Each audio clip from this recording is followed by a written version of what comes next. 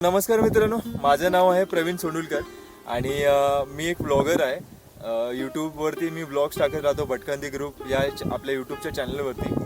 तुम्ही जर चॅनलवरती नवीन असाल सो तुम्हाला सांगतो, हा 360चा व्हिडिओ आहे।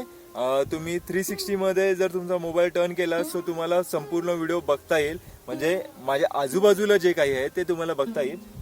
तर सध्या मी आहे सातारा जिल्ह्यामध्ये पांडवगड नावाचा किल्ला आहे, त्या किल्ल्यावरती आहे आणि हा वाईच्या जवळ असलेला किल्ला आहे। अत्यंत सुंदर, एका तासामध्ये तुम्ही इथपर्यंत पोहोचू शकता असा हा किल्ला आहे आणि आजूबाजूला खरंच खूप छान सुंदर अशी सिनेरी सुद्धा आहे। तर 360 मध्ये व्हिडिओ बनवण्याचा उद्देश एकच आहे की तुम्हाला आजूबाजूचा जो परिसर आहे तो संपूर्ण घर बसल्या एन्जॉय करता यावा।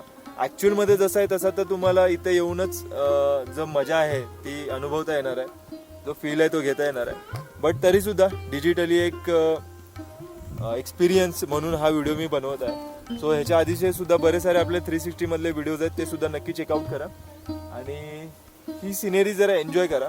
तोपर्यंत मी पुढच्या प्लेसकडे जातो, चला।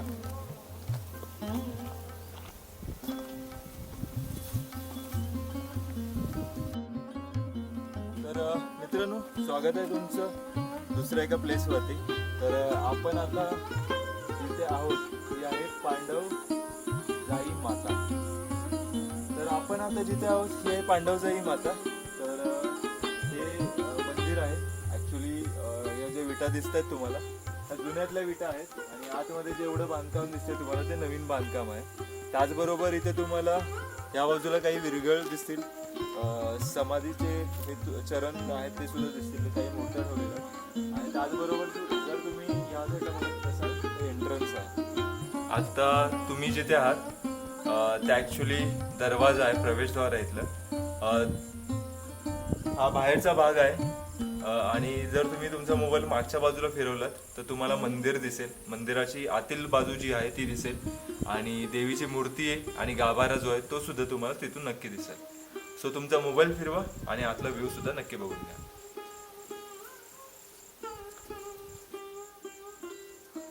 तर मित्रांनो, तर चला जाऊया।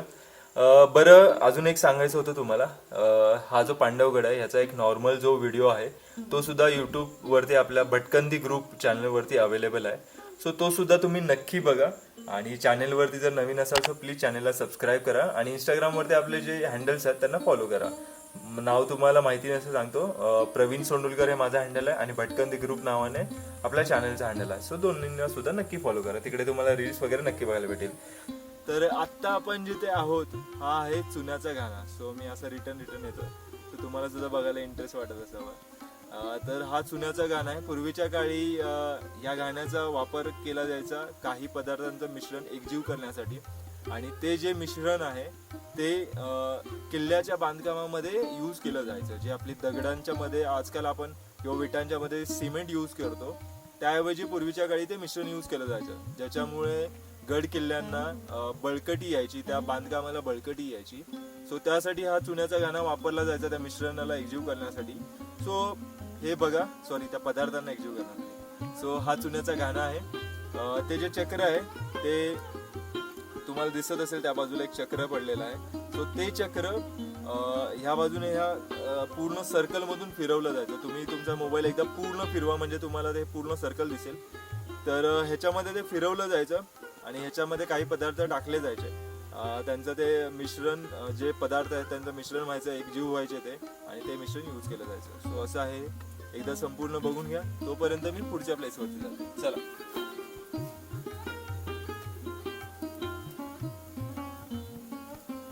जिथे उभे आहोत हे आहे मारुतीरायांचं मंदिर आहे। तुम्ही त्या साईडला मोबाईल फिरवलात तर तुम्हाला दिसेल मारुतीरायांची एक मूर्ती आहे। तुम्ही जर किल्ल्यांवरती फिरत असाल तर तुम्हाला माहिती असेल की बऱ्याच ठिकाणी आपल्याला अशीच मूर्ती पाहायला मिळते, दगडामध्ये कोरलेली।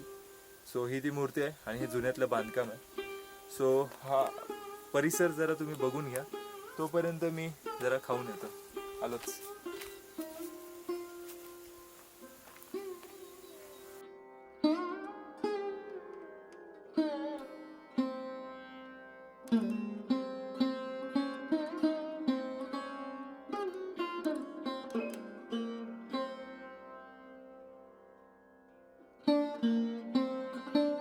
आपण सध्या जिथे उभे आहोत हे आहे मुख्य प्रवेशद्वार. तर तुम्ही जर तुमचा मोबाईल मागच्या बाजूला फिरवलात तर तुम्हाला दिसेल की तिथे मुख्य प्रवेशद्वार आहे आणि आपण तिथूनच आतमध्ये प्रवेश करू शकतो.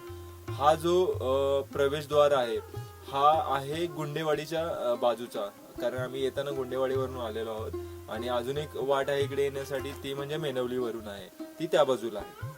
तर आपण आता जिथे उभे आहोत हे आहे मुख्य प्रवेशद्वार आणि तुम्ही बघू शकता वरची जी कमानी असते ती कमानी तर तुटलेली आहे, बट बराच सारा जो भाग आहे तो अजूनही शाबूत आहे आणि चांगल्या स्थितीमध्ये आहे. मजबूत दगड आहेत अजूनही तशीच्या तशीच आहेत. हा इकडचा जो बुरुज आहे तो अजूनही तसाच्या तसा चांगला दिसतोय. तुम्ही तुमचा मोबाईल आजूबाजूला फिरवलात तर तुम्हाला सर्व नक्की दिसेल.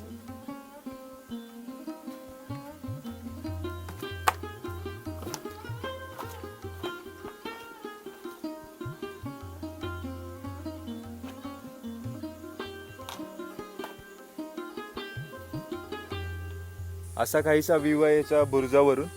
हा तुम्हाला इकडे दिसत असेल की हा इकडे भगवा फडकतो आणि प्लीज इकडे येऊ नका या बुरुजावरती, कारण येण्याची जी वाट आहे तिथे बरेच सारे दगड पडलेले आहेत, सो ते जरा डेंजरस असू शकतं. मला थोडीशी सवय असल्यामुळे मी इथपर्यंत आलो, बट तुम्ही नका येऊ.